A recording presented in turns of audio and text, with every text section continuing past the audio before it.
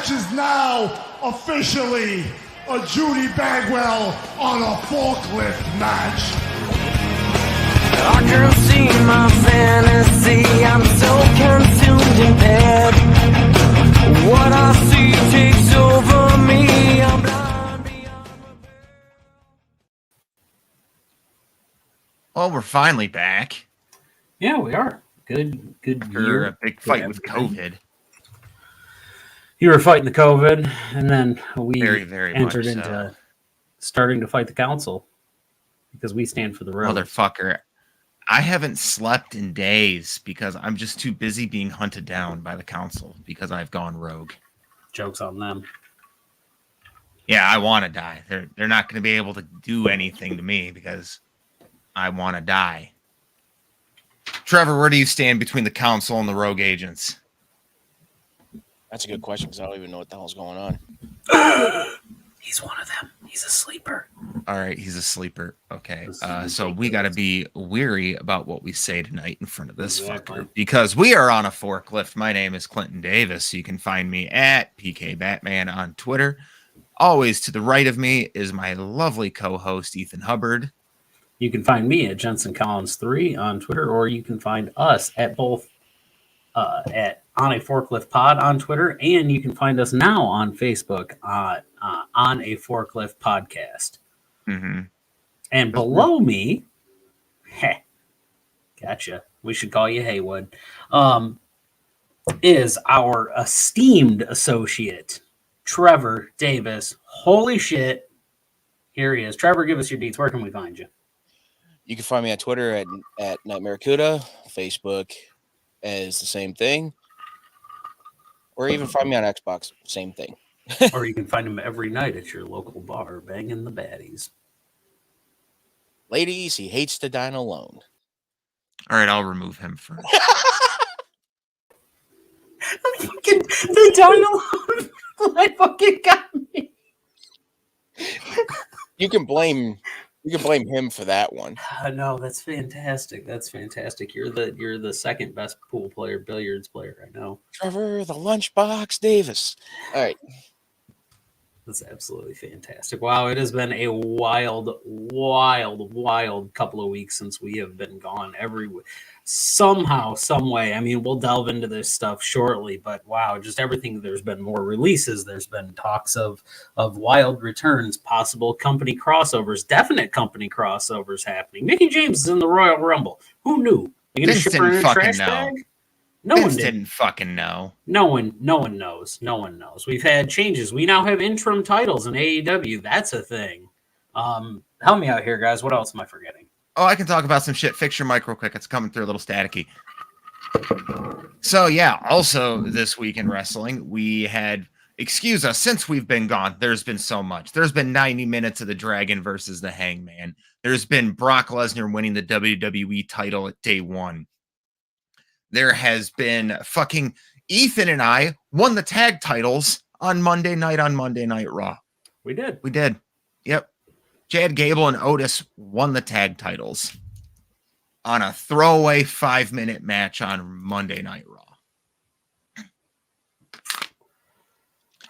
We've had, tonight we had a debut. We had a return. And in all honesty, some very throwaway wrestling. If we're being real about tonight.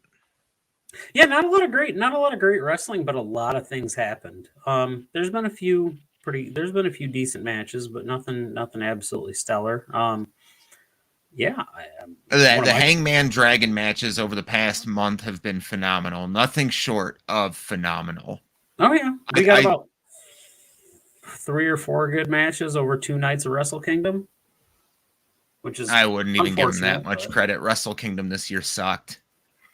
Outside of the main event of night 1 and Shibata match, I didn't care for any of it.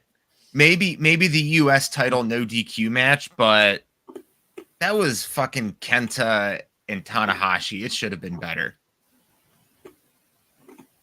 Trevor, you want to talk, you got to jump in when we talk and shit. I know, I'm listening. I didn't get to watch Wrestle Kingdom. Well, what have you watched in the past month for wrestling? I watched AEW tonight. Didn't get to watch my birthday episode, as I'm going to call it, because of work. But I did hear about the Bryan Danielson and Hangman's mostly 90-minute match. Watch that. That was fantastic. And then caught up on some of the caught-ups from last week with their match. Again, fantastic. No questions asked. And then on top of that, just watching or actually reading about MLW suing WWE. Well, that's a big fucking point we can get into because that is a very, very big topic. Also, in tonight's episode, instead of the normal counting down top fives, the PWI 2021 awards came out. The fan voted awards every single year done by Pro Wrestling Illustrated. And this is a spoiler about it. It's very AEW heavy this year. Very, very AEW heavy this year. AEW did not win 2 of the, I think, 13 awards. They won 11 of them. I bought the issue just so we can give out that information for free. So I spent 5 hard-earned dollars to do this.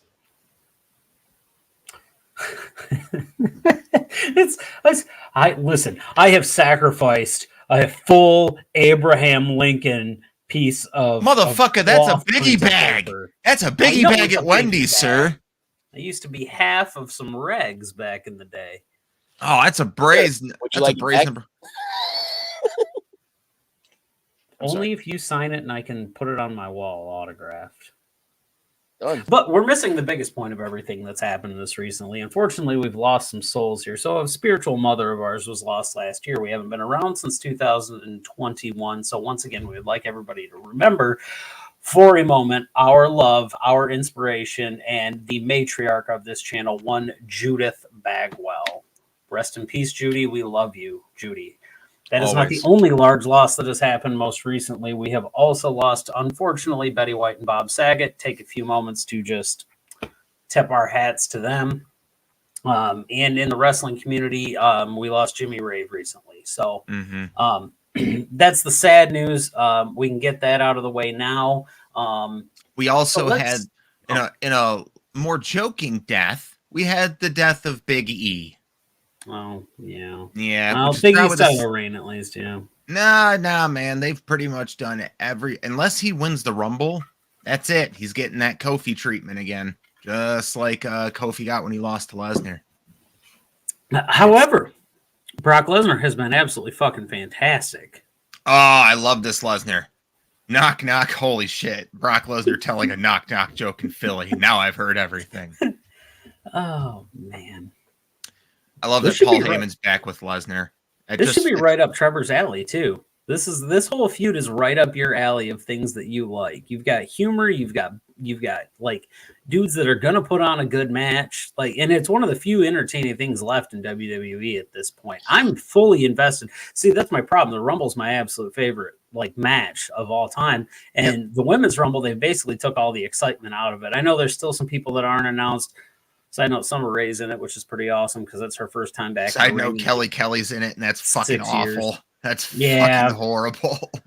But the men's match is my favorite, and just man, I just love it because there's we can all talk about it. We can all talk. Trevor, you're coming over, right? Yeah, actually, I am. Good. I'm bringing tacos. Starting the 24th, I'm officially a 8 to 4 job. My weekends are free again.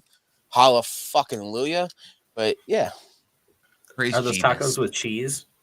Bro, dog, they have cheese. I'm going to grab Kevin and Tony and take them down if, they're both not dead. Well, I don't think Kevin's dead. Tony. And you and your wife need to be careful because every single one of us have gotten it in the past month outside of you. That I know of. I don't fucking know. Yeah, you're always tired and fatigued and can't taste shit. That's why you drink milk with ice. I haven't. You know what though? I learned last year, so I went to the doctors, and I finally succumbed to the fact that I have horrible lactose intolerance. So I've completely cut drinking milk out of my diet. I don't even eat cereal anymore with milk in it. I eat straight up dry cereal.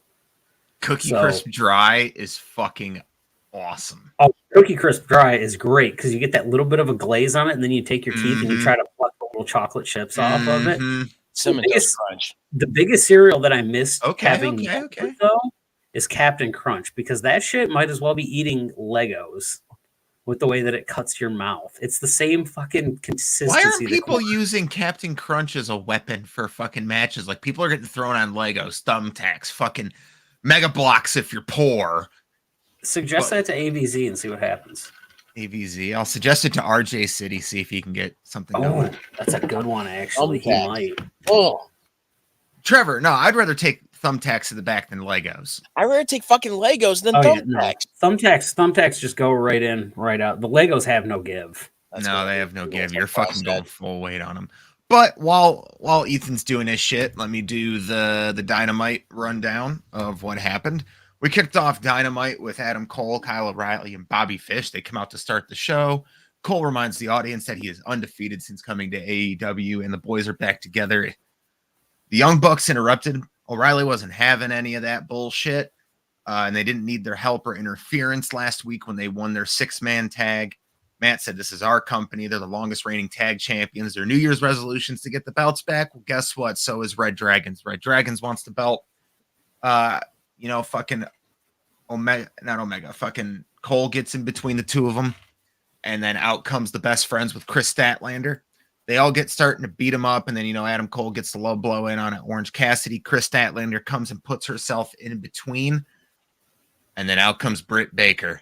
Best move they've made in a long time. People have been clamoring for Brit Baker to work with the Elite forever, and she came out and she curb stomped fucking Statlander into the ground. And then she super kicked Orange, and Cole did the same, followed by the boom knee strike. Baker and Cole kissed. Cementing their relationship is going to be portrayed on TV. Awesome. I love it. We go next to a CM Punk versus Wardlow. You know what? Not a bad match. It was a little slow at times, but it wasn't Wardlow just powerbombing someone 4 times. No, it was 7 times in this match. But you know what? You're right. It was 7 in the ring and 8 out, and the 8 was the last one outside. Yeah, and it deserved -6 stars because it wasn't a Wardlow squash match. It wasn't a Wardlow squash match, which is his bread and butter. But we're getting that awesome tension between Wardlow and MJF. Wardlow did about 4 power bombs, went for the pin. MJF said, no, I want him gone. Did 3 more. And then CM Punk rolled out to the ring, outside of the ring. Well, Wardlow power bombed him through a table outside, tried to go for the count out victory. CM Punk got in before the 10 count. He went for another power bomb. CM Punk rolled it up into a quick small package for the win. After the match, MJF got in Wardlow's face and started shoving him. Wardlow got his hands on MJF before Shawn Spears came out to make the save. Great segment. Okay match. Mm-hmm. Dante Martin defeated Powerhouse Hobbs. This was a pretty fun match. I'm not going to go play-by-play on the matches just because that's too much to do. But it was pretty much Hobbs dominating for 80% of the match up until Jay Lethal came to make the save, taking out Ricky Starks, which let Dante hit the double springboard moonsault for the win, and they escaped together. Chris Jericho was flanked by the Inner Circle backstage minus Sammy Guevara, pretty much saying that they're the most dominant thing in the country, like his wife. And if 2.0 tries to interfere tonight, that he's going to do something about it. Enter Eddie Kingston, who then says, Santana and Ortiz, you're my boys. They pretty much walk off screen. Same with Jake Hager and Jericho and Kingston getting each other's faces. That program's going to be awesome. Hopefully Kingston wins that one. MJF comes back out and says next week CM Punk's going to face Shawn Spears. Super Click and Red Dragon were backstage. Cole and Chris Statlander challenged. Cole and Baker challenged Statlander and Cassidy to a mixed tag match next week. Very excited. Very, very excited for that match. Hangman came out to cut a babyface promo. Out came Dan Lambert to congratulate him, say he's doing good, and then Adam Page insults him until Lance Archer makes his return tonight, and he goes right after Adam Page, hits him with the blackout on a chair. That looks like to be our next title program. Arn Anderson was backstage with Brock and Lee Johnson. FTR challenged them to a match next week. That'll be fun. Serena Deeb defeated Sheeta, jumped her on the ring apron, jumped her on the fucking ramp before she came into the ring. And then Sheeta got into the ring, and Deeb did not let go of that fucking leg. Deeb dominated that leg for about 3 minutes before she made her pass out with her sunrise leg submission. After the match, she continued to attack Sheeta's knee because from what I've heard, Sheeta is going to go back to Japan for a little bit. So she's going to be written off TV for a while. Out came TJ and Sky Blue to make the save. Well, I think we're getting Sky Blue versus Deeb next week. That'll be fun. Yes.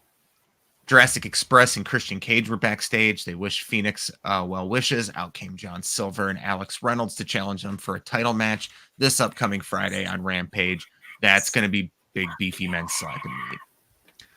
Then came to the weird part of the night for me because I was like, why the fuck are we getting Penta versus Matt Hardy?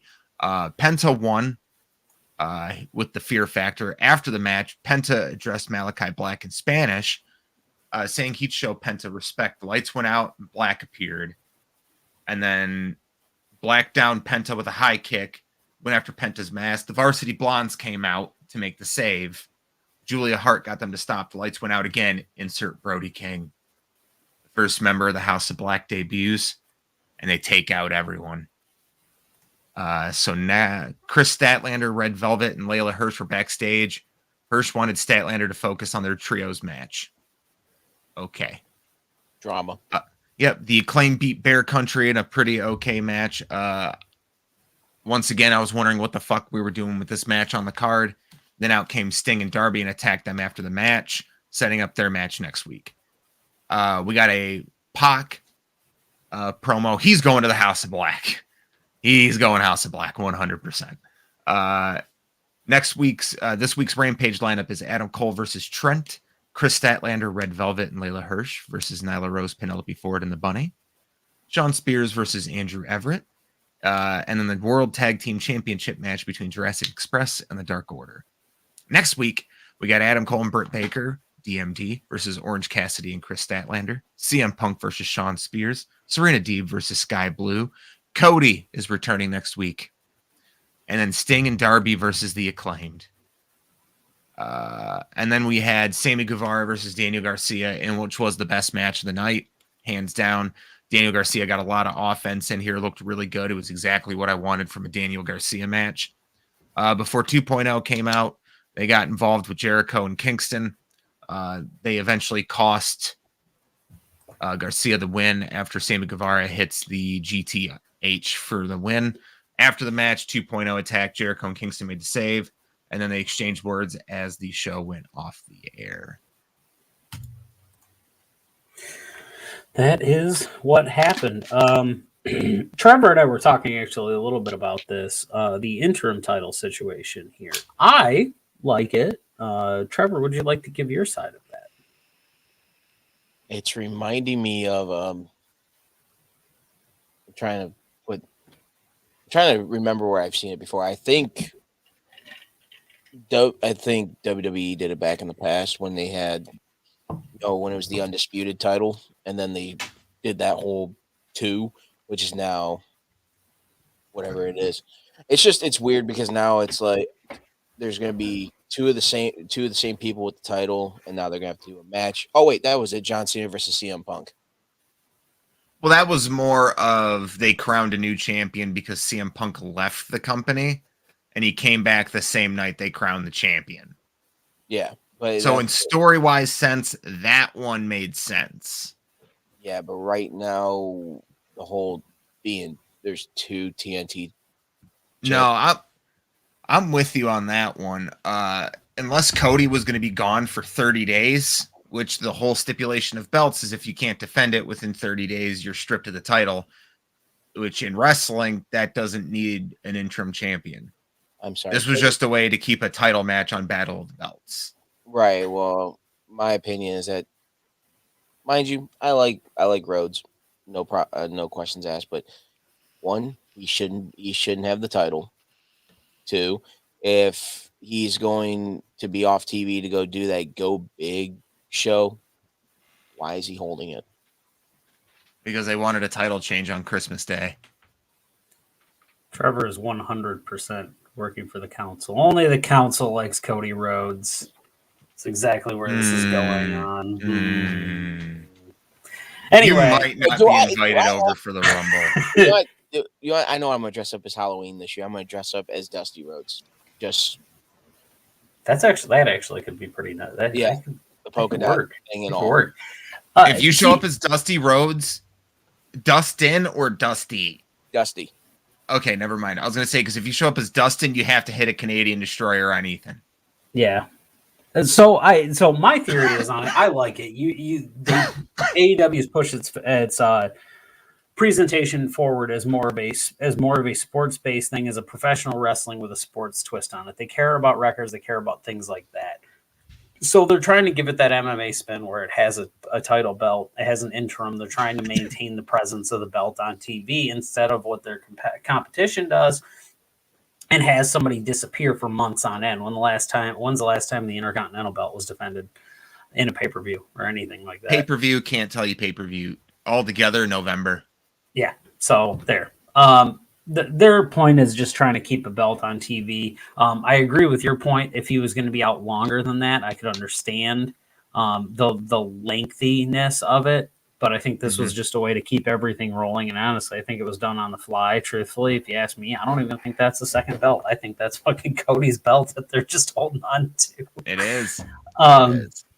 So yeah, I mean, I'm good with it for now. I like seeing Sami on TV, and I actually like the fact that this interim belt isn't pushing that side of the feud. It's more so pushing this Eddie Kingston Jericho feud that we were talking about. I'm excited for that as well because, well, I want to see those two go at it, and I'm with you on the Eddie side of it. Eddie's got to win that. Yeah, Eddie 100% has to win. If he doesn't win, he's never won a big match on pay-per-view. He should just backfish Jericho into retirement. So speaking of Jericho, real quick, rumors going around that there's going to be an AEW star in the Rumble. You think it's going to be Jericho? It's going to be CM Punk, and CM Punk's going to win the whole fucking Rumble and go main event a night of WrestleMania. It's going to be the biggest plot twist in wrestling history. With all serious. He's going to beat Roman Reigns fucking clean as a whistle in the middle of night 2. At the end of it, in the middle of that ring. I think and he's going to walk to AEW with the belt and shit on it. On the episode of Dynamite, he's just going to shit on the Universal title. Or drop it in a garbage can. No, he's going to take a dump on it. A big, fat, proteiny shit. This is gave me some good shit. That's what he's going to say when he fucking does it. Is going to do it. It's either going to be Jericho or Danielson. Those are the only two that still maintain that kind of relationship with the company. Neither one of them has really dragged WWE in a statement, but I don't think it's going to be an AEW person at all. I think it'll be one or two Impact people, and I don't know his injury status, but I think it's a very good shot that Christopher Daniels could be one of them. And I think Moose is going to be the other one. Moose. That's my opinion. I'll never forget that ring moving fucking 2 feet during it was Ishii versus Moose with a brain buster. It moved the ring 2 feet. Absolutely nuts. But realistically, it'll probably be somebody like Rhino. Nah. Heath Slater. Don't you fucking do that to me. Don't you fucking do that to me. Don't you? You know what I'm thinking. Kurt Hawkins. No. Curtis Axel. You put Heath in there, and we could get our three-man band reunion back. No, because Drew McIntyre's gone for a while. Yeah, he's out with an injury. Yeah, they wrote him off on day 1. Tells you how much I watched. Yeah, I mean, speculation-wise on that could be a variation of things. I've heard everywhere from, before this MLW lawsuit, I had heard everything from like Jacob Fatu to some other people, but that's clearly not going to fucking happen now. Nick Gage. Oh, God. That would have been fucking hilarious. Just comes out and just starts throwing pizza cutters like knives at motherfuckers. He comes out like Wolverine. He's got 3 pizza cutters in his hand. He just fucking slings, or he's like Gambit and just whoosh. First we charge the card, then we blow it up. I don't know. That's the fun part. We've got 17 days until the Rumble, so we have 17 days worth of speculation of things to happen in between now and then.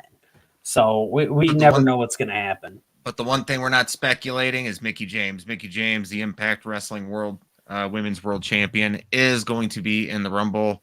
Pat McAfee has addressed her as the Impact Knockouts World Champion. On Raw, when they talked about her this week, they did not bring up the Impact World Title Knockouts Championship at all. No, but the Twitter page, the WWE Twitter page, did also acknowledge the Impact Knockouts Champion. I personally believe that they are more willing to, as dumb as this is, I think they're more willing to recognize somebody on a SmackDown show instead of a Raw show, because Raw is still seen as the A1 program, even though it's on cable television and SmackDown's on network. Yeah. So it's just, that's a weird thing. I'm glad that they acknowledged it. I think it's cool that Mickie will be back into it. And I think it's actually, truthfully, it's a smart move. So whoever it is, whether it was Nick Khan, whether it was somebody else, I think utilizing the company with the strongest women's division to bolster your weakest division, even before all of the releases, it was still your weakest division, is a very shrewd business move. Mm-hmm. No, I agree. I'm just going through all the rest of the news that happened in the past week. The one big thing I want to talk about is GCW at Hammerstein Ballroom, because that's looking like it might be one of the best shows of the year. And, anything like EC Dub, One Night Stand. Like they announced a match last night. We're getting Alley Catch versus Ruby Soho. That match is going to hump so fucking hard. Oh my God, I just thought of a great idea. Trevor, here's the deal. Next time there's a local wrestling event and you're willing to go to it, GCW's in Detroit this Friday. We're going to send you, and we need you to be our sideline reporter. We'll give you fake-ass credentials and everything, but we need you to go, and we need you to just wear a badge that says press on it and just see how far you get. See who you can interview. It'll be fantastic. Hi, I'm with On a Forklift. I want to send a guy with you, but I want him to have like the giant camcorder that you could slide the VHS tape into still. Not working. I hope that somebody holds an iPhone next to it while he's doing this. Hey. Or just duct tapes the iPhone onto the end of the fucking camera. I fucking hate you. What's that? Clint, do me a favor. Hit the button. Shut the fuck up! Thank you. First one of the year. I've done it. I'm good. I can go home now, guys. We don't even have to worry about this. You are home. God, you know what? It's that kind of negativity. Wife? Where's your wife? Can she just come up here and beat the shit out of you? She's in bed, sir. I'm going to text her. Where's your wife? I don't have a wife. Bullshit. Your cat's your wife. He's in your bed. The real star of the show, ladies and gentlemen. Sir. On my messy ass bed right now. He looks so fucking comfy. Not dude, he's out. He's fucking out. Not as bad as... Yeah. That's a couch. Trevor, are you nesting? No, I've been working on my RC car, which is right there. So. Is that electric or is that gas powered? Electric. Oh, okay. Oh, fuck. All right. Well, you know what? Let's kick into this PWI list right now. So, Trevor, you have the results of everything. What I'm going to do is I'm going to read the 3 runners up. So, places 4, 3, and 2, and then you're going to read off the winner. So, the first category they have in the PWI Awards 2021 is Rookie of the Year. In 4th place was Brock Anderson. In 3rd place was Bad Bunny. Had one match, Bad Bunny. 2nd place was Braun Breaker. Trevor, hit us with the Rookie of the Year. It's not Braun Breaker. It's freaking Braun Steiner. All right, Rookie of the Year. It went to Jade Cargill. Yeah, Jade Cargill won Rookie of the Year. Well deserved. Undefeated in the entire year of 2021. Looked dominant in every match. Still green as fuck, but the presentation she has had has been unmatched. Excuse me, Hook. She is a promo machine. Yes. And I believe Hook, if he would have debuted earlier in the year, would have been Rookie of the Year. He's going to be Rookie of the Year 2022. I damn well hope so, because everybody needs that. I saw something on Squared Circle, not to derail this, but the best sign of the night, somebody had taken a picture of, and it just says Roman fears Hook. Mm-hmm. And I need that sign at every goddamn event. Yeah, because Roman does fear Hook. Hook is a spitting image of his dad. No, he's fucking not. Just some of the moves that he did. That's well, yeah, move wise, but those two. You didn't even let me get to finish. So I'm just gonna. Hook looks nothing like his dad. Speaking of somebody being green, speaking of everything, people finding ways to improve, it moves us into our next category, which is most improved on the year. Clinton, would you please read the nominees? 4th place, Deonna Purrazzo, well deserved. In 3rd place, Trevor Murdoch, the NWA Heavyweight Champion, well deserved there. Number 2 surprised me. It is Bobby Lashley. Bobby Lashley was number 2. And you know what? He is not the same man he was in 2020. Not even close. Trevor. That's all thanks to MVP, though. Yep. Trevor, go ahead and hit us with number 1. The winner for most improved was Dr. Brit Baker, DMD. Yeah, you can't argue with that. She saved a whole division. That whole division in AEW's women's division is amazing because Britt Baker is their champion. It's absolutely wild how you can qualify her for most improved 2 years in a row. Mm-hmm. And the only reason I say this is because in 2020 she didn't wrestle, but she became so much better on the mic and as a personality character wise. And then in 2021 she was able to finally improve her in-ring ability because she wasn't injured. So it's almost a 2 year in a row cycle there, but very, congratulations to her and great job. Yeah. And then we go into comeback of the year. Now this, Ethan, you're going to read off the winner of this one. Okay. So in 4th place, we have Becky Lynch. Okay. In 3rd place, we have Christian Cage. Abso-fucking-lutely he does. In number 2, we have Sting. But number 1, it's not even close. Not even fucking close. Chick Magnet, Chicago made Phil Brooks. CM Punk is your PWI 2021 comeback wrestler of the year. It's not even close. 7 years gone from professional 7 years gone from sports entertainment. Gone from professional wrestling for damn near 15 fucking years, or over 15 years. Mm-hmm. And this man made a comeback after being gone that long. And you know what? The more impressive thing in my eyes on this is that he's been on TV wrestling almost every single fucking week since then, and he's only had 2 repeat matches. Mm-hmm. And they were needed repeats too, not just frou-frou repeats. Also, plus he came out in Surfer Sting makeup, so like, Sting never surfed, but that was pretty fucking awesome. Hell yeah. That was the shit. All right.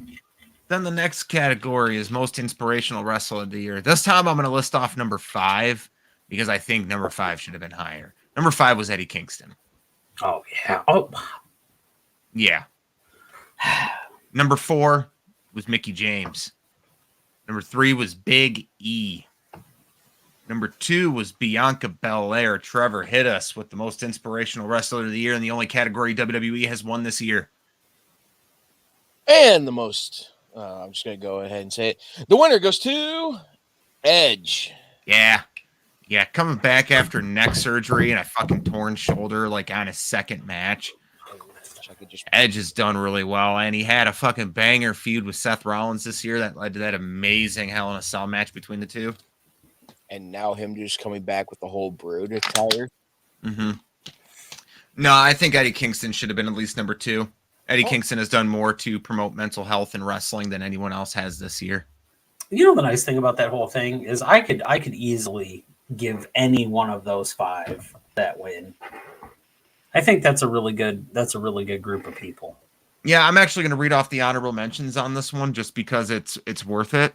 You have Christian Cage, Keiji Muto, and Roxy. Love me some Roxy and some Great Muta.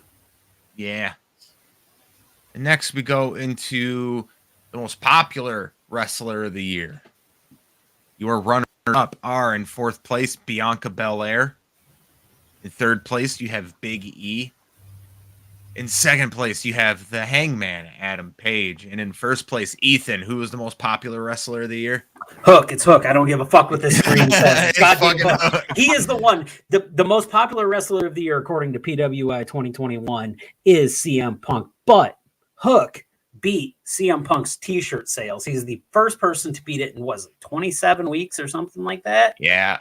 Yeah. Well, you know what? 4 Send months. him.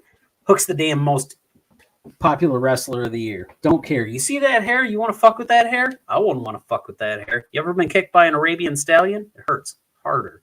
He looks like he's about to save the world unintentionally. He is. Yeah. And hate himself while he's doing it. But that's a solid list for most popular wrestlers of the year. 100%. Agreed. Hook will win it next year. And this one's a more solid list. Most hated wrestler of the year.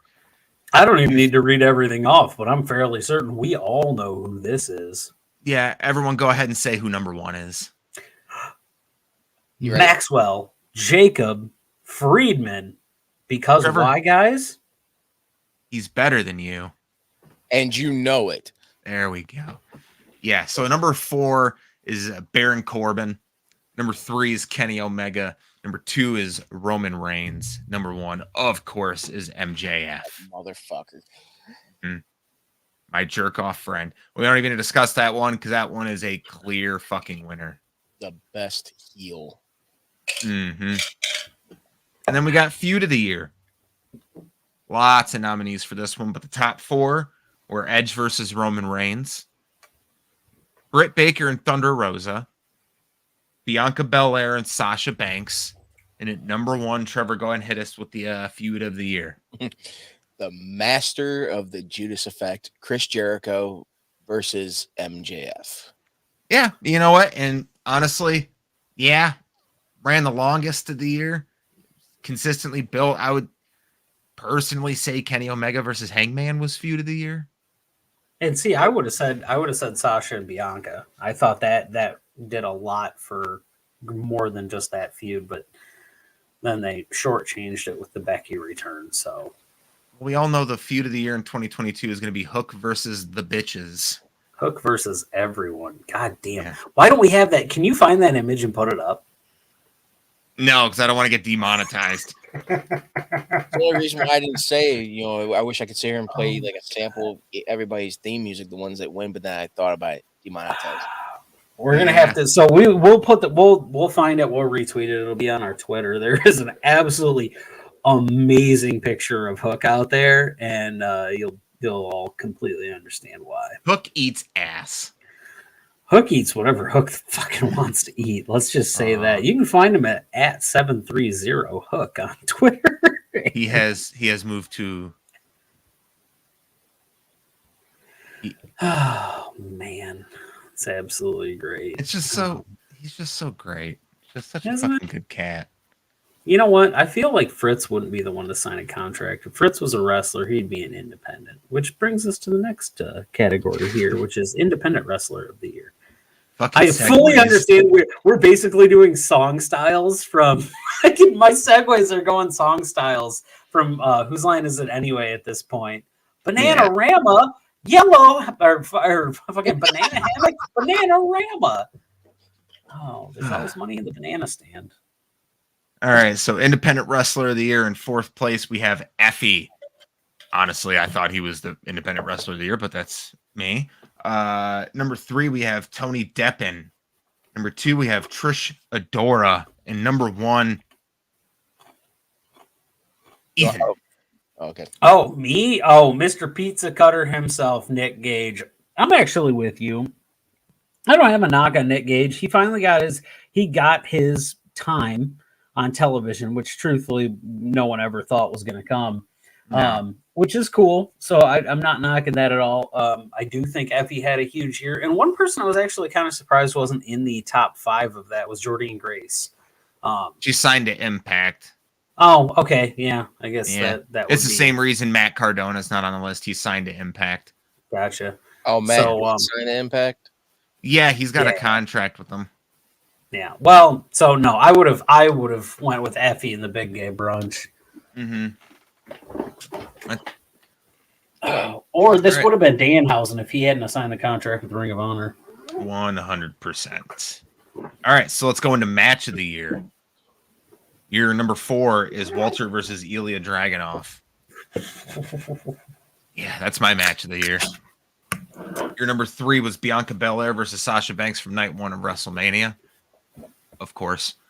Then number 2, we have the Young Bucks versus the Lucha Bros at All Out. So what most people consider match of the year came in at number 2. Trevor, what is number 1? Match of the year goes to Dr. Brit Baker, DMD, versus Thunder Rosa. In the lights out match. That was our match of the year. We felt it was. deserved it. We felt it met the and moved the needle for women's wrestling a lot this year. Actually, I think all of those were on our selection board as match of the year. Yeah, every single one of them. And I think we had Kenny Omega and Hangman. Yeah, we did. Yeah. That was the other one that we had up there. But that's yeah, man. I mean, you can't argue with the list. That's truthfully 2021 did have some absolutely great matches. From some unexpected places. I did not expect Britt Baker and Thunder Rosa to be the match of the year by far. If I were to pick something from the beginning of the year, I couldn't tell you that it was going to be them. I'm glad it was, though. Mm-hmm. What a fantastic match. And you know what? We're coming up on a year from the day of that match, and I'm hoping to see it again. Maybe not that one, but I'm hoping to see another one just like it. I think 1 second, Trevor, and then you can say what you want. I think that's going to Britt Baker Thunder Rosa is going to be the main event of Double or Nothing. Go ahead, Trevor. Okay, so that was the most blood I've ever seen in that match. Now, it's not on here, but I'm going to just go ahead and say the worst match of the year that I saw, because I want to add this one. The worst match of the year was, it started out great at first, but then it just absolutely failed. It was John Moxley versus Kenny Omega in that whole death match. All right, I'm not going to hear any shit talking about that match anymore. People talk shit about that match all fucking year. Up until the ending, it was phenomenal. It was a masterclass in storytelling, and they had a botch. Everything about that match was great. The violence was great. Everything worked in that match until the fucking sparklers went off. Yep. I was fucking crying in Ethan's house during Revolution. Yeah, his cheeks. So, I don't want to hear any shit talking. I understand people want to make fun of it. You know what? No one's calling Blood and Guts the worst match of the year when we saw fucking Jericho clearly fall through cardboard on a stage. I missed that part. I would say Blood and Guts was worse than that. Yeah. Everyone could talk all the shit they want about it. Okay. But it's not true. It's not true. Okay. Enough said. That's, like I said, it started out great at the beginning. Then just... It was great for 95% of it. Okay. Yeah. Sometimes you get... Never mind. This is a family show. We just say fuck a lot. Oh, bullshit. This is a family show. We're going to move into Faction of the Year. In number 4, we have the Bullet Club. Number 3, we have the Bloodline. And number 2, we have the Elite. And number 1, Faction of the Year, they spoiled it on Dynamite. Trevor, tell us who it is. It is... I was going to try to sing their entrance, but it was the Inner Circle. Don't sing it. We'll get demonetized. You can't get demonetized if you sing yes, you can. one word of it. And plus, the way my voice is, you wouldn't get demonetized. They'd actually praise you for not playing the actual fucking song. Well, after Faction of the Year, we have Fraction of the Year, and I like 5/8. That's my choice. So that moves us into What about, tag. and speaking of fractions, you know what has a fraction? Tag teams, because you only have to beat 50% of your tag team. Speaking of which, tag team of the year. We're going to work on segues here. We are. We're definitely. This is our entire show you're getting this year. It's all segues. That's all it is. Tag team of the year. At number 4, we have the New Day. At number 3, we have the Usos. At number 2, we have the Lucha Bros. At number 1, no surprise, Ethan, who is it? Because you're my tag team partner. It is the Elite. Actually, no, it's the Young Bucks, which I kind of want to do the Elite, but you know what I mean. I can't do it. So you know, they all say they say all men are created equal, but you look at me, you look at Samoa Joe, and you can see that statement is not true. Normally, if you go one-on-one with another wrestler, you get a 50-50 chance of winning. But you definitely don't have a 50-50 chance of winning when you go against the Woman of the Year. Clinton, please read the nominations for Woman of the Year. I'm gonna strangle you to death. No, you're not, because at best you have a 25% chance of beating me. Shut the fuck up! That's number 2. Shut the fuck up! Number 3. And then you add Shut the fuck up! to the mix Shut the fuck up! of winning go down. Shut the fuck up! See, the three-way at Sacrifice. Shut the fuck up! You got a 33.3% chance Shut the fuck up! winning, but I've got a 60 Shut the fuck up! winning because Kurt Angle knows he can. Wait, I can do that.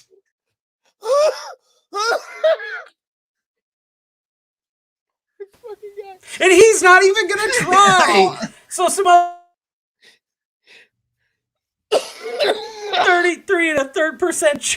How did you unmute yourself? This is bullshit. I'm Mine's God. my 25% chance. You got an 8 1/3 chance of winning at Sacrifice. But then you got to take my 75% chance of winning if we was to go 1-on-1, and that has 66 2/3%. I got a 141 2/3% chance of winning at Sacrifice. Samoa Joe, the numbers don't lie. They spell disaster for you at Sacrifice. Jesus Christ. Tell him, Petey. Fun fact, I am the only person on this podcast to take a suplex from Petey Williams. And that's not a fucking lie. Shut the fuck up! Are we trying to set a new fucking record? Oh, it's hard. Yeah, I'm getting them all out of the way now. Fuck it, the entire year. You know how many I had last year? 17. You know how many I have this year? 9. I thought that was 10. We only broadcast from the fucking 10. I don't give a shit. 10! What are we up in the corner and he's slapping me across the face? Oh my god, you know what would be hilarious if a boxer had the boxing gloves, but instead they're kind of flesh toned and on the end they had a nipple, so every time you punch somebody, you guys getting punched by a titty. We're going through 2 more awards. We've got 5 minutes left in our fucking podcast. Woman of the Year. In 4th place, we have Deonna Purrazzo. In 3rd place, we have Mickie James. In 2nd place, we have Bianca Belair. Trevor, hit him with Woman of the Year. It's Dr. Brit Baker, DMD. Okay. Brit Baker, DMD. Honorable mention to Judith Bagwell. Yes, the woman of our life. Yeah, that's our Woman of the Year forever. Buff, if you ever want to be on the show, chances are we're going to hit on your mom, but it's okay. Because I'll hit you with the Steiner Math promo, and then you'll never know how to talk again. And then we go to Wrestler of the Year. The 3 runner-ups are Big E in 4th, Bianca Belair in 3rd, Roman Reigns in 2nd, and number 1, Ethan, who's the Wrestler of the Year. Kenny Omega. Kenny Omega's the Wrestler of the Year. People can say what they want. Jim Cornette can talk all the shit he wants about him, but Kenny Omega was flat ass out the 2021 Wrestler of the Year. Kenny Omega held AEW together through the pandemic, and he did most of it on an injured shoulder, which is even more impressive when you really think about it. Truthfully, he pulled 2 programs through the year because not only did he hold AEW together, but he also held Impact together. His promos were on point, and he was easily the most annoying person. I understand that the most hated of the year was MJF, but Kenny Omega is easily the most annoying wrestler when he is in the cleaner persona and he is doing those fantastic and just gaudy promos with Don Callis and the Young Bucks. There's one of the unofficial awards that I want to read off, and it's just so bad he could have turned Ole Anderson good. And that went to MJF. Oh, God. Yeah. That one popped me. But those are the awards for the PWI. That's going to be it for our show for the night. Trevor, we want to wish you a happy birthday from last week. Happy belated birthday, sir. Thank you. We are proud to have you on here, and we are proud that you are sometimes our tech intern, sometimes an RC car mechanic, and congratulations on the new job, sir. Thank you. So, from Clinton Davis, from Ethan Hubbard, and from Holy Shit, it's Trevor Davis, we have been on a forklift. And as always, we love you, Judy. Judy. Goodbye, everyone.